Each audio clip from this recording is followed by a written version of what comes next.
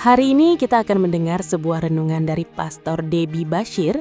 Siapkan hatimu, mari kita mulai. Ya, akan ada pengangkatan dulu bagi orang-orang yang hidup dalam kekudusan.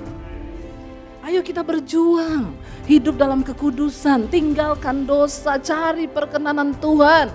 Dalam rumah tangga jadi suami istri yang kompak, tidak usah bakalai terus, amin. Ya, tiap hari bakalai, tiap hari baku maki. Terus berkat apa yang mau tercurah dalam hidup kita? Ayo kita hidup dalam kekudusan, dalam kasih Kristus. Tuhan sudah datang mati untuk memerdekakan saudara dan saya.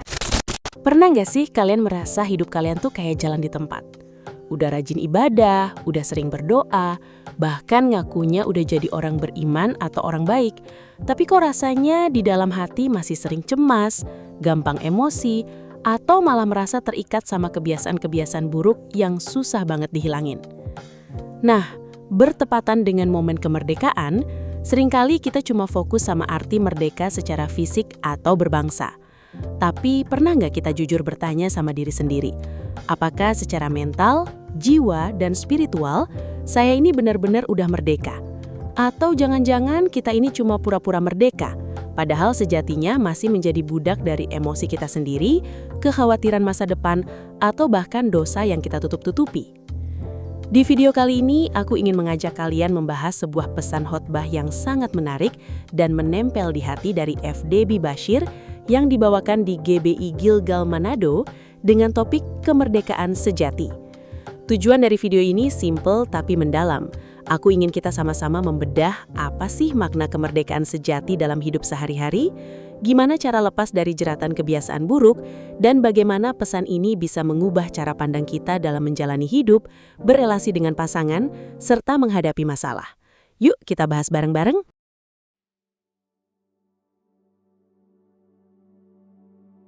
Walaupun ada masalah luar biasa, haleluya. Siapa yang datang bawa masalah?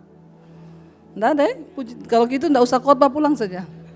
Udah nggak ada masalah semua nih jemaatnya. Iya, saya berterima kasih buat Pak Gembala, Johan Mogi, dan juga semua pengerja yang ada di tempat ini untuk saya boleh ada di sini dan terutama kepada Tuhan Yesus yang mengizinkan saya ada di sini. Amin. Ini bulan apa? Kita merayakan apa? Iya, hari kemerdekaan. Berapa banyak yang sudah merdeka? Tolong angkat tangan yang merasa sudah merdeka, angkat tangan. Yang belum merdeka. Yang bingung. Kayaknya banyak yang bingung ini ya.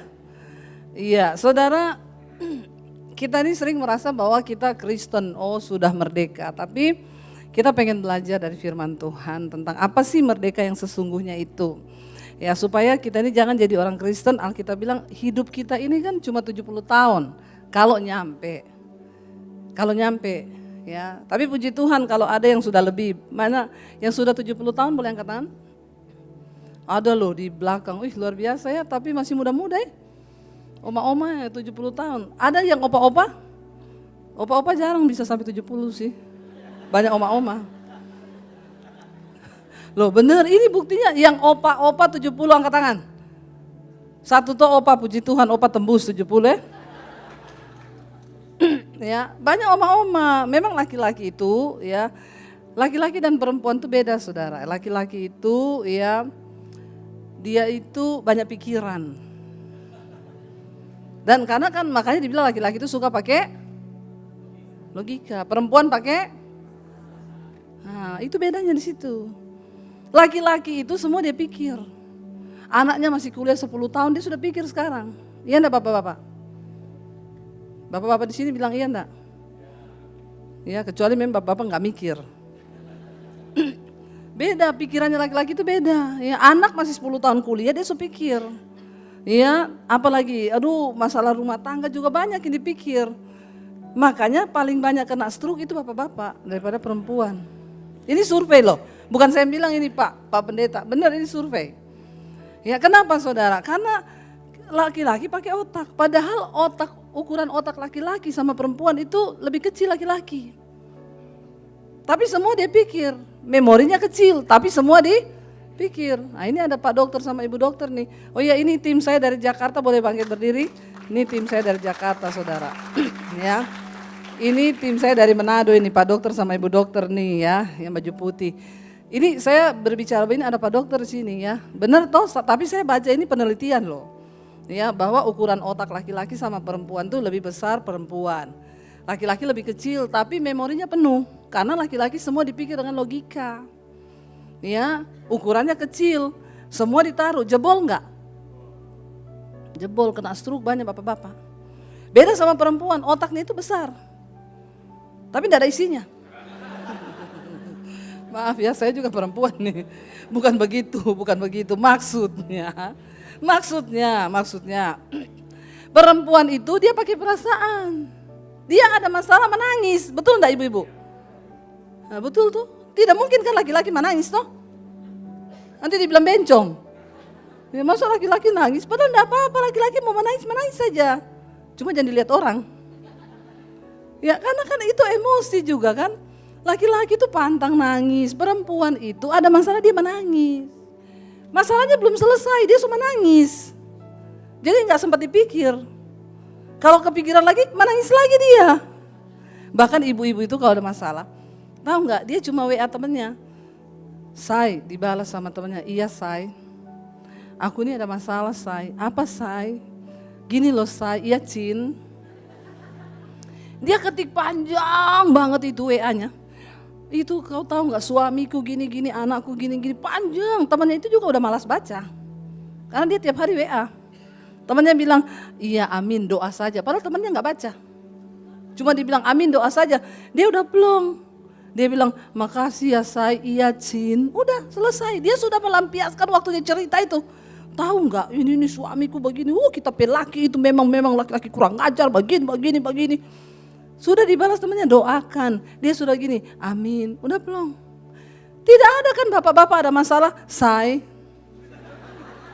Terus dibalas sama temannya bapak-bapak, iya Cin. Ih, emang gua laki-laki apaan? Toh? Dibilang boti nanti kau. Nah itu bedanya. Jadi sudah mengerti kan bedanya apa? Nah kita ini saudara, 70 tadi ya. Makanya ini bapak cuma satu yang 70. Ya, ibu-ibu banyak. Ya, jadi bapak-bapak, kau harus belajar mengandalkan Tuhan, amin. Jangan cuma pakai otak terus, jebol otakmu. Andalkan Tuhan, biar firman Tuhan yang mengendalikan hidup kita. Belajar percaya sama Tuhan, walaupun berat. Aduh, anakku kuliah 10 tahun lagi, bagaimana ya Tuhan? Ya udah deh, terserah Tuhan aja, amin. Tapi kita tetap kerja, tetap cari uang, bukan cuma terserah Tuhan baru tidur terus sampai pagi, tidak bangun siang, kau bilang Tuhan bikin segala sesuatu indah pada waktunya. Kau kayak racun itu begitu. Ya jangan begitu. Jadi tetap juga berusaha ya. Oke, jadi ketika kita ini belajar hidup merdeka di dalam Tuhan, jangan takut, jangan terintimidasi, kita belajar. Bahkan hari ini kita pengen benar-benar merdeka yang sejati, amin. Kenapa? Hidup cuma 70 tahun kata firman Tuhan. Kalau kuat bisa 80, bisa 90, tapi kebanggaannya sakit penyakit, ya toh. Orang kalau umur 40 ditanya gimana kabar, luar biasa. Ceritanya apa? Karirku itu sekarang, luar biasa sekarang usaha gini-gini. Begitu 50 ketemu gimana? Kalau ibu-ibu iya udah premenopause ini, sering sakit sendi-sendi, tulang. Dulu bawaannya parfum LV, sekarang fresh care. Ya toh? Mulai kita berubah. Ya. Nanti kalau sudah kepala 5 ke atas, kalau ketemu gimana pertanyaannya? Gimana sehat-sehat tapi kadang ini loh. Sakit sekali tapi belakang ini, tahu bagaimana ya? Yang satu gimana kabar? Lutut sakit. Ya, lalu ceritanya apa? Sudah bukan model baju yang bagus, dokter bagus. Ya enggak? Di sana ada dokter bagus. Iya, di sini dokter bagus. Kalau kaya, cerita dokternya mana? Penang, ya toh? Singapura, ya. Orang kaya kan, batuk sekali Singapura. 2 kali batuk Penang. Kaya. Kalau orang tidak doi, biar sobat-sobat darah Yesus jo. Cuma beriman saja toh. Karena mau apa? Tiada doi. Memang kadang-kadang perlu sih ya Tuhan itu bikin kita ini yang nggak ada duit supaya berharap sama Tuhan. Orang kadang kalau sudah terlalu banyak duit sudah tidak berharap Tuhan. Ya sudah mengandalkan teknologi, mengandalkan apa. Jangan saudara, kita harus sungguh-sungguh merdeka, kita berpegang pada firman Tuhan. Yuk baca bersama Roma pasal yang ke-6. Roma 6 ayat yang ke-15 mulai. Di sana dikatakan ada 2 macam perhambaan ya. Kita harus merdeka supaya kita tidak diperhamba. Ada 2 macam perhambaan. Ayat 15 baca sama-sama 1, 2, 3. Jadi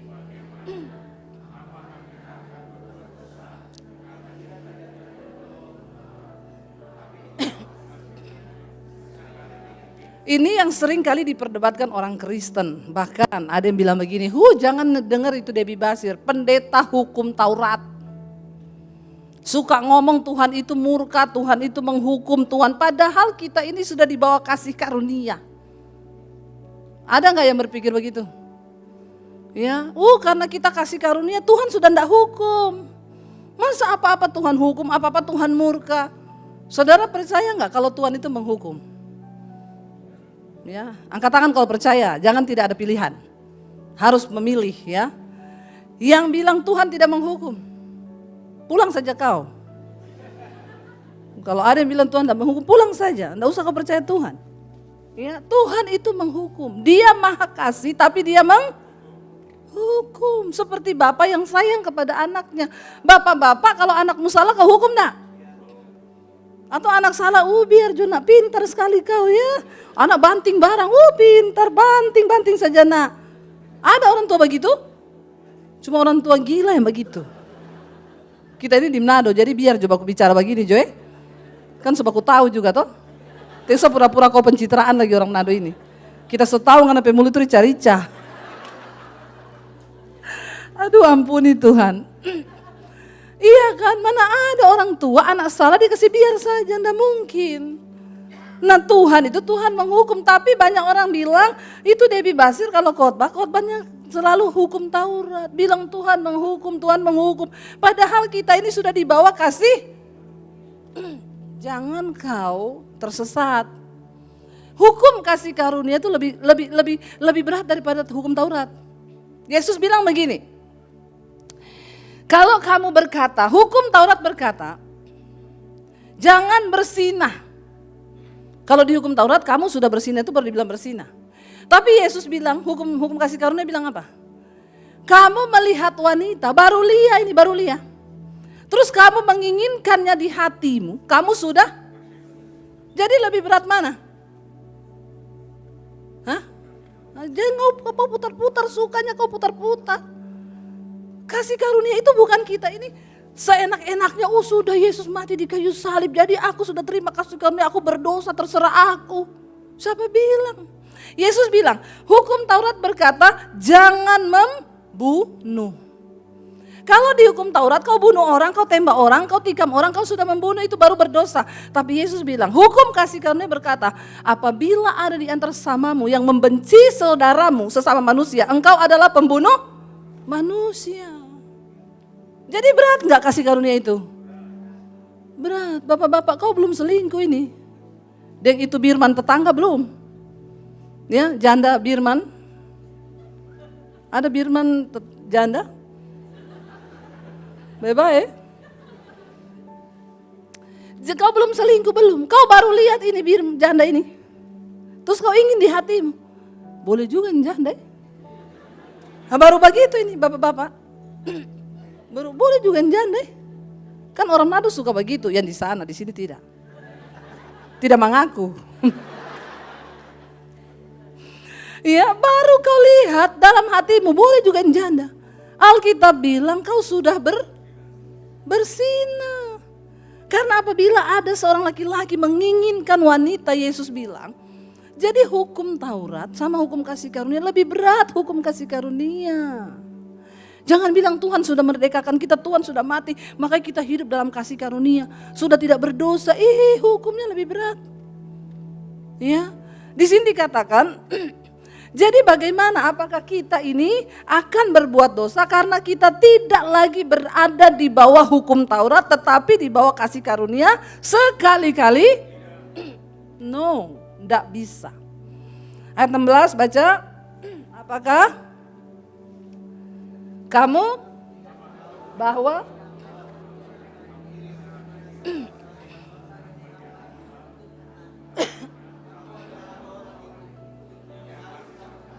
baik dalam maupun dalam Waktu kamu itu menyerahkan, apabila kamu menyerahkan dirimu kepada seseorang, kamu harus mentaati dia. Nah tadi pagi saya sampaikan saudara, waktu Yesus bicara depan orang Yahudi, Yesus bilang, kalau kamu tinggal dalam firman-Ku, kamu akan sungguh-sungguh merdeka. Lalu mereka bilang, emang kami ini hambanya siapa? Kami ini anak Abraham, bukan budak. Kami tidak perlu dimerdekakan. Dan Yesus berkata, apabila engkau terus berbuat dosa, maka kamu adalah hamba dosa. Kalau kamu menyerahkan dirimu kepada Tuhan, kamu harus mentaati Dia dalam kebenaran yang membawa kamu dalam kehidupan yang kekal. Tapi kalau kamu menyerahkan hidupmu sama Satan, maka kamu harus menuruti Satan yang membawa kamu kepada penghukuman yang kekal. Sekali kita berkata percaya Yesus, maka kita harus menyerahkan hidup kita untuk menjadi hamba kebenaran. Amin. Ya, tidak tahukah kamu waktu kamu menyerahkan dirimu sama Tuhan, kamu adalah hamba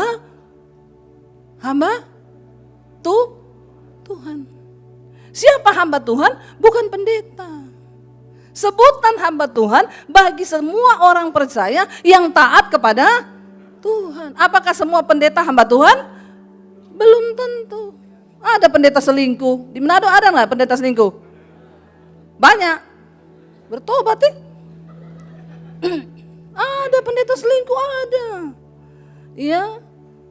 Terus kalau ditanya kenapa pendeta selingkuh? Gara-gara setan.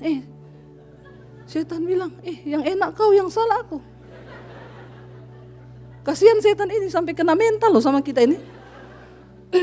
Ya, setan bilang sama Tuhan, saya sudah tidak mau jadi setan. Kenapa? Tuh orang Kristen lebih setan dari dia yang selingkuh, dia salahkan lagi setan. Setan berdiam-diam. Ya, tidak semua yang menyebut dirinya hamba Tuhan atau pendeta, tidak semua pendeta hamba Tuhan. Sebaliknya, saudara jadi jemaat, saudara hidup dalam kekudusan dan kebenaran, engkau menjaga hidupmu dalam firman Tuhan, maka engkau disebut hamba Tuhan. Tepuk tangan dong buat semua hamba Tuhan. Hamba Tuhan adalah orang yang taat sama Tuhan, yang takut akan Tuhan. Ya. Orang Kristen boleh merokok enggak? Masih ada yang merokok di sini? Enggak usah kau angkat tangan. Kau tidak angkat tangan juga saya bisa lihat dari sini kok, yang merokok-merokok ini saya tahu. Kenapa? Di kepalamu ada asap. Jadi kau enggak usah beralih lagi. Ya kalau dibilang, ya jangan merokok. Dia tanya, di mana ayatnya? Di Alkitab. Saya bilang, ada di Alkitab, di pom bensin kau baca. Di pom bensin tulisan besar sekali, dilarang. Terus dia tanya, apa hubungannya saya sama pom bensin? Sedangkan di pom bensin kau tidak boleh masuk. Apalagi di surga. Iya toh? Masuk akal enggak? Ya, satu kali saya khotbah begini saudara di Jakarta di mall. Saya mau pulang, lewati mall dikejar sama bapak-bapak, orang Ambon. Ibu pendeta. Saya lihat, sangar ini orang Ambon. Ya, kenapa Pak? Beta itu jengkel sekali kalau ada pendeta khotbah-khotbah soal rokok. Kenapa? Selalu jangan merokok. Emang uangnya pendeta yang kita pakai merokok? Saya bilang, terus Bapak ini masalahnya apa? Dia tahu juga ini orang dari timur, kita sama-sama. Bapak masalahnya apa? Tapi tadi ibu pendeta bilang toh, sedangkan di pom bensin beta tidak diterima. Apalagi di surga. Beta pikir itu ibu. Kadang kita khotbah nggak usah pakai teologi yang tinggi Pak. Ya, bilang pom bensin saja dia takut. Daripada kita ngomong bahasa Ibrani, Yunani itu nggak bingung, ini jemaat ini bingung. Ya dia berpikir besok mau beli beras tidak ada duit. Kung pendeta kasih lagi bahasa Ibrani dan Yunani. Bagaimana menurut anda jemaat? Iya toh? Jadi jangan kita bikin bingung ini jemaat ini. Kadang-kadang bahasa yang sederhana. Dia bilang, saya pikir-pikir tadi ibu betul juga sedangkan saya di pom bensin ditolak. Apalagi di surga, makanya Pak. Jadi saya mau berhenti merokok ibu pendeta. Tapi bagaimana caranya? Ibu doa saya mungkin tumpang tangan. Biar saya tumpang kaki juga tidak bisa Pak. Karena merokok itu berhenti niat dari hati. Biar saudara suruh Pak Edi doa tumpang kaki, Pak Stephen tumpang, tidak bisa. Kau yang harus datang sama Tuhan. Tuhan, aku tahu rokok ini dosa, aku tidak mau diperhamba oleh rokok. Aku mau berhenti dalam nama Tuhan Yesus. Kau puasa, amin. Tidak semua harus ditumpang tangan. Orang Kristen ini juga aneh-aneh, kadang maunya didoakan terus tumpang tangan, jatuh terus, jatuh tiap didoakan jatuh, sampai geger otak. Sekalian saja kau geger. Ada saudara gereja tiap minggu doa masjid di depan tumpang tangan jatuh terus. Tapi hidupnya tidak berubah. Dia pulang barokok terus, dia pulang selingkuh terus, dia pulang mabok terus. Ya apalagi kalau memang total banyak otak tatoki di lantai. Tuh, so geger jadi sudah tidak bisa pikir waras. Coba saudara, ini firman Tuhan. Enggak usah kau aneh-aneh mau bagaimana. Hidupi firman, kenali firman, ikuti Tuhan. Karena kepada siapa engkau menyerahkan hidupmu, kau harus tunduk kepada Dia. Kalau kau sudah menyerahkan hidupmu pada Tuhan Yesus, tunduklah pada Dia. Bagaimana caranya? Baca Alkitab. Amin. Dengarkan itu Alkitab. Kalau malas baca Alkitab, subscribe channel YouTube Debbie Basir TV. Jangan lupa like dan share. Tidak usah tepuk tangan. Tidak usah tepuk tangan, sesat itu. Ya, tepuk tangan buat Tuhan Yesus saja. Saya ini tadi pagi di hotel sarapan. Ada ibu-ibu suami istri datang. Ibu Debbie Basir? Iya. Betul Ibu Debbie Basir? Betul. Mau apa? Cepat Jo. Ibu, saya ini dari Katolik, tapi saya tiap hari nonton khotbah. Ibu, hidup saya diubahkan. Ibu, puji Tuhan. Saya dengan suami gini, boleh minta foto? Boleh foto. Saya jalan ke sana, Ibu Debbie Basir? Iya. Betul Ibu Debbie Basir?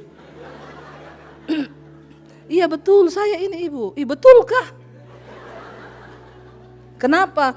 Ibu, saya dengar khotbah Ibu dari pandemi, saya dari Gemim Ibu, hidup saya berubah, keluarga saya berubah. Saya dulu tukang marah-marah, saya ini emosi, mulut kotor, maki-maki. Tapi sejak ikut semua khotbah Ibu, hidup saya diubahkan Bu. Sekarang keluarga kami dipulihkan Tuhan. Toh? Ya amin saudara. Dulu dia hamba dosa. Begitu ngerti kebenaran, Yesus bilang kebenaran itu akan memerdekakan kamu. Ya, lalu dikatakan di sana begini, ayat 17 baca dengan suara yang keras, ini semua kita sudah alami, katakan amin. Tetapi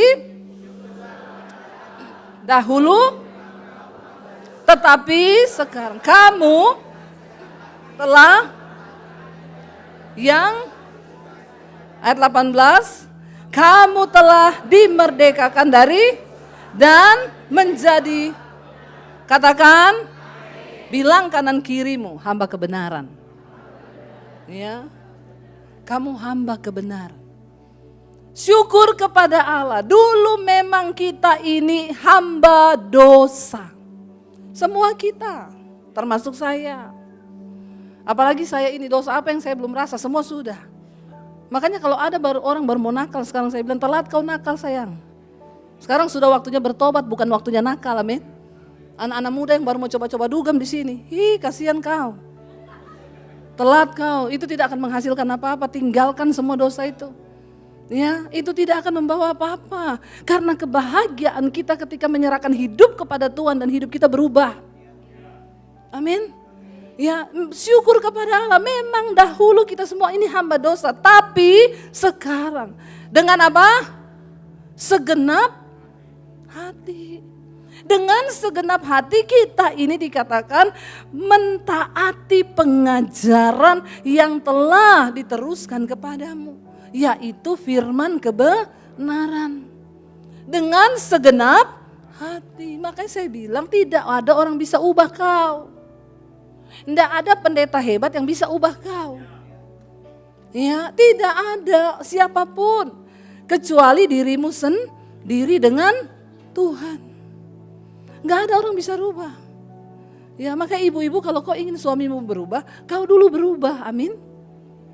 Ya, ada ibu-ibu datang, Bu Debbie, saya sudah berdoa buat suami saya. Aduh ibu, puluhan tahun dia tidak berubah ibu. Ibu doakan apa suamimu?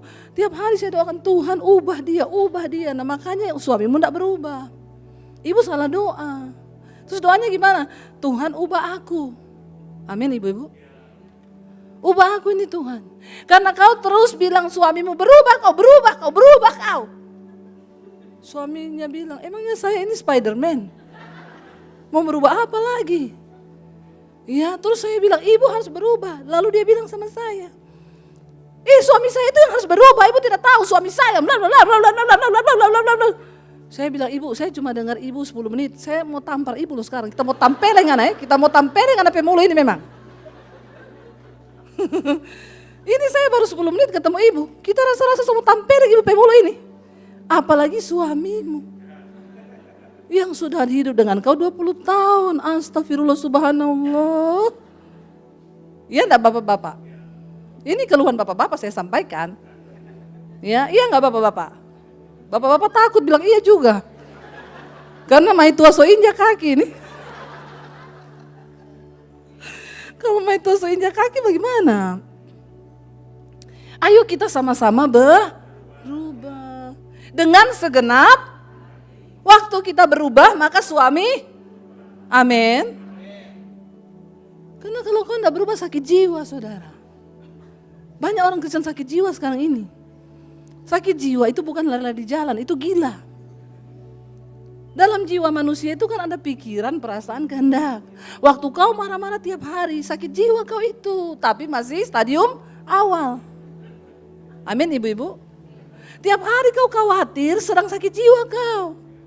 Saya tidak mau khawatir sekarang ini bahaya, banyak penyakit. Nanti hormon kita naik turun, kortisol naik, ini ada dokter tuh. Orang kalau marah-marah itu kan kortisolnya naik ya Pak Dokter ya, Ibu Dokter ya. Betul toh? Itu kortisol naik, jantung berpacu cepat. Ya apalagi kau besok mau jatuh tempo. Ya ampun Tuhan. Ya jadi jangan ya dek ya. Berdoalah supaya kita ini merdeka. Waktu kita merdeka, kita enak, gak ada dosa. Ya kurang-kurangi dosa, kurang-kurangi utang.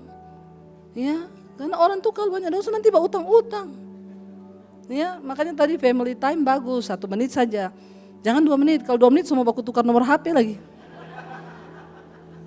Terus bikin takut lagi kalau semua baku tukar nomor HP. Shalom bro, masih ingat? Saya yang ketemu waktu itu di Gilgal dang. Ada family time dang. Duduk di belakangnya bro dang. Oh iya, jadi mau apa? Boleh pinjam 200? Aduh.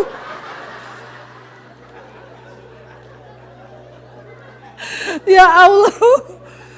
Jangan ya nak ya. Itu yang paling bikin resah. Kalau ada yang begitu langsung bilang begini, kebetulan saya amnesia. Oh sejak kapan? Baru tadi pagi nih. Ya, soalnya baku urusan yang orang utang ini setengah mati. Tidak dikasih berdosa, dikasih lebih. Kok orang Manado ini banyak batagi utang di Facebook.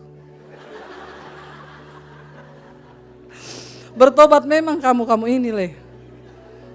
Bertobat. Kalau kamu tidak rela, tidak usah kasih pinjam. Daripada kamu batagi di Facebook.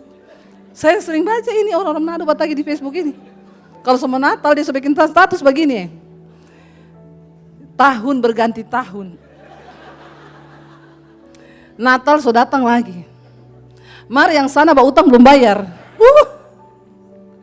Jangan kasihan Bapak Ibu. Jadi berkatlah hidup ini, amin.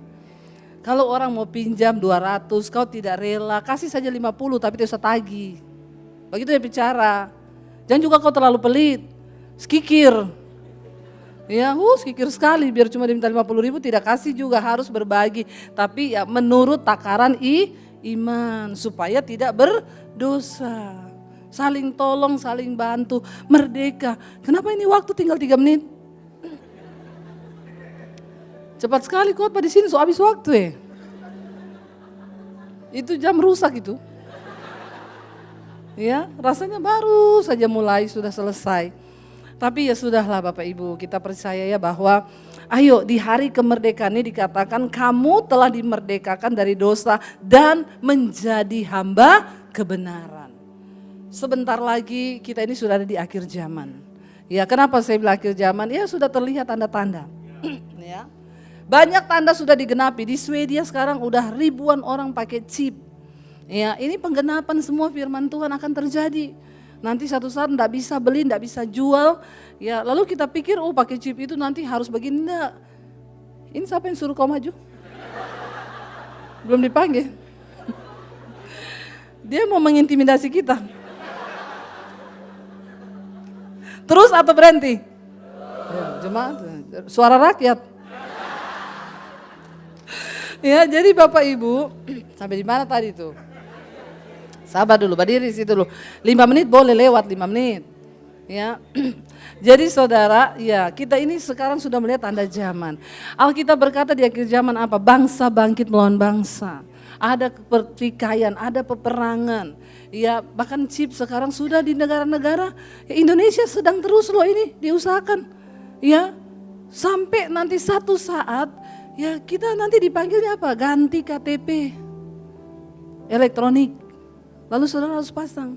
Karena kalau nggak bisa itu perbankanmu hilang, nggak bisa beli, nggak bisa jual, kita mau apa? Tapi kita percaya sebelum kedatangan Tuhan, ya akan ada pengangkatan dulu bagi orang-orang yang hidup dalam kekudusan. Ayo kita berjuang, hidup dalam kekudusan, tinggalkan dosa, cari perkenanan Tuhan. Dalam rumah tangga jadi suami istri yang kompak, tidak usah bakalai terus, amin.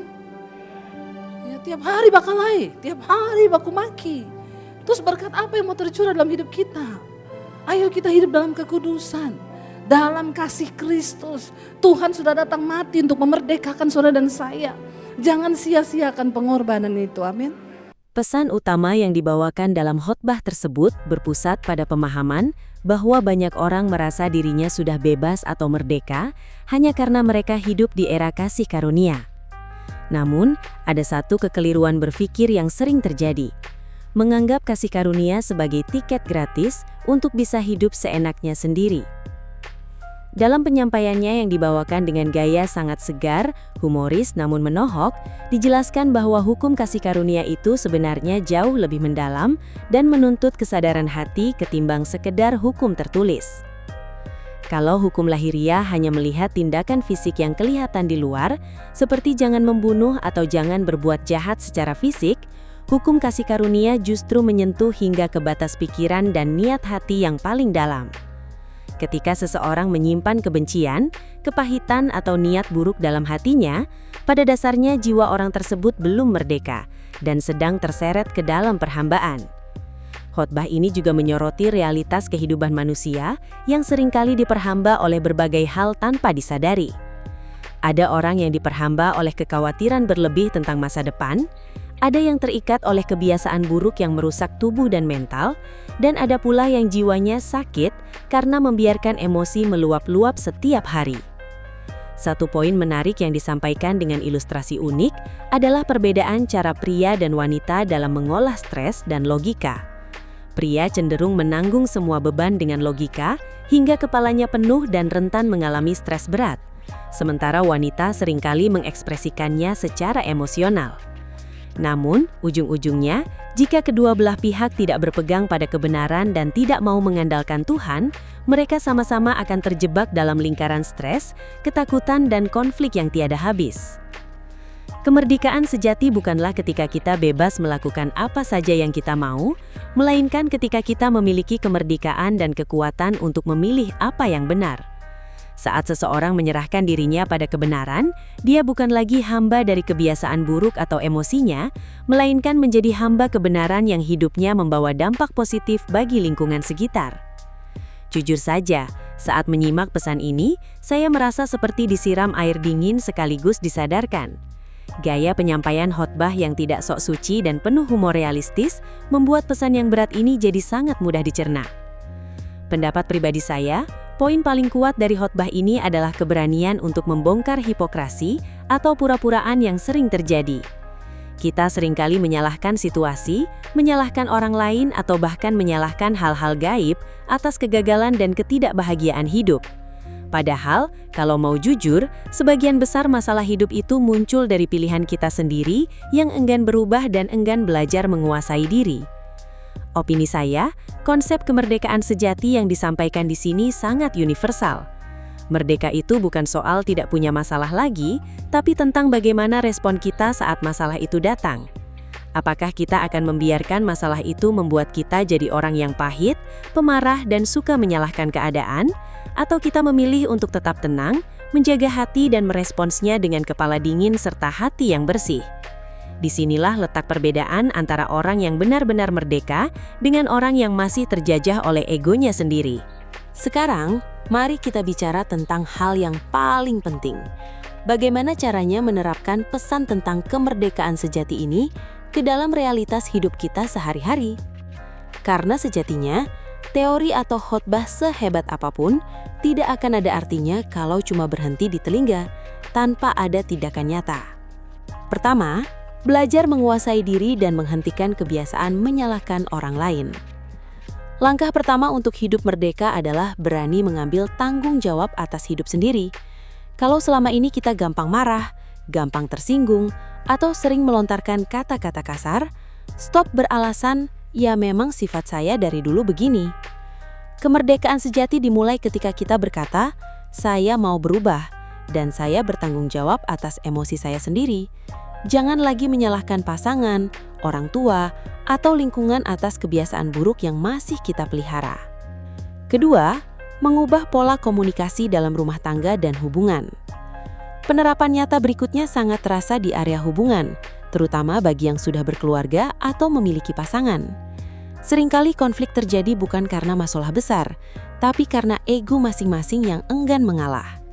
Daripada terus-menerus menuntut orang lain untuk berubah demi memuaskan keinginan kita, mulailah dari diri sendiri. Doa terbaik untuk sebuah hubungan adalah, bukanlah Tuhan ubahkanlah dia, melainkan Tuhan ubahkanlah hatiku agar aku lebih bersabar, lebih bisa mengerti dan lebih bijaksana. Ketika salah satu pihak memutuskan untuk berubah dan membawa kedamaian, suasana dalam rumah tangga otomatis akan ikut berubah menjadi lebih sejuk. Ketiga, lepas dari jerat kekhawatiran finansial dan gaya hidup. Di zaman sekarang banyak dari kita yang terjebak dalam gaya hidup demi pujian orang lain atau terlalu cemas memikirkan hal-hal yang belum tentu terjadi 10 tahun ke depan.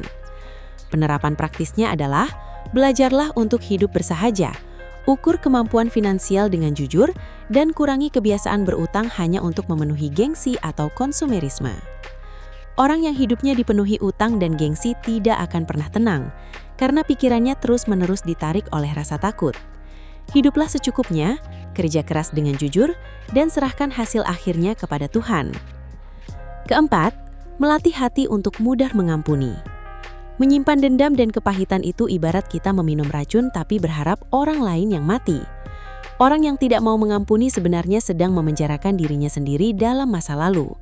Menerapkan kemerdekaan sejati berarti kita berani melepaskan ampunan, bukan karena orang yang menyakiti kita itu pantas diampuni, tapi karena jiwa kita terlalu berharga untuk diisi oleh sampah kepahitan.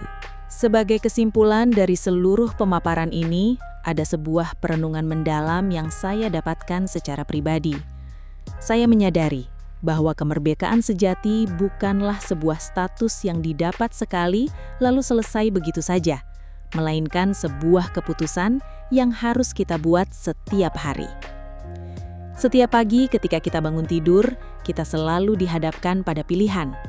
Apakah hari ini kita mau dipimpin oleh kekhawatiran, kemarahan, dan ego kita? Atau kita mau memilih untuk melangkah dalam ketenangan, ketaatan pada kebenaran, dan kasih?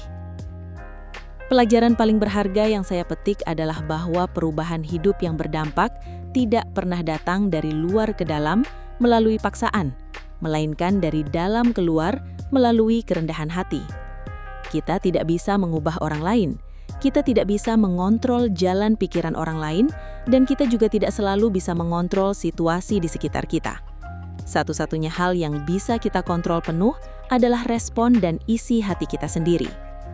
Ketika kita memutuskan untuk menyelaraskan pikiran dan tindakan kita dengan prinsip kebenaran, disitulah rasa damai yang sejati akan muncul. Kita tidak lagi mudah digoyahkan oleh omongan orang, kita tidak lagi panik menghadapi ketidakpastian zaman, dan kita bisa menikmati hidup dengan penuh rasa syukur. Kemerdekaan sejati adalah ketika jiwa kita merasa tenang dan mantap, karena kita tahu kemana arah hidup kita dan siapa yang memegang masa depan kita. Nah, teman-teman, Itulah ulasan, ringkasan, dan pemaknaan mendalam tentang arti kemerdekaan sejati yang bisa kita renungkan bersama. Sekarang aku penasaran banget ingin dengar pendapat kalian. Dari beberapa poin yang udah kita bahas tadi, bagian mana nih yang paling merasa menampar atau paling relate sama kondisi hidup kalian saat ini? Apakah soal menguasai emosi, hubungan keluarga, atau soal melepaskan kekhawatiran? Coba tuliskan cerita atau sudut pandang kalian di kolom komentar di bawah ya. Mari kita diskusi secara sehat dan saling menguatkan. Kalau kalian merasa video ini memberikan sudut pandang baru, bermanfaat, dan memberkati hidup kalian, jangan lupa untuk tekan tombol like, share video ini ke teman-teman, keluarga, atau grup komunitas kalian yang sekiranya lagi butuh mendengarkan pesan ini. Dan buat kalian yang belum bergabung, langsung aja klik tombol subscribe dan nyalakan lonceng notifikasinya supaya kalian gak ketinggalan konten-konten perenungan dan edukasi menarik lainnya di channel ini. Terima kasih banyak sudah menonton video ini dari awal sampai akhir. Tetap jaga kesehatan, jaga hati, dan mari kita terus berjuang untuk hidup merdeka secara sejati setiap hari. Sampai jumpa di video berikutnya, dan salam hangat untuk kalian semua.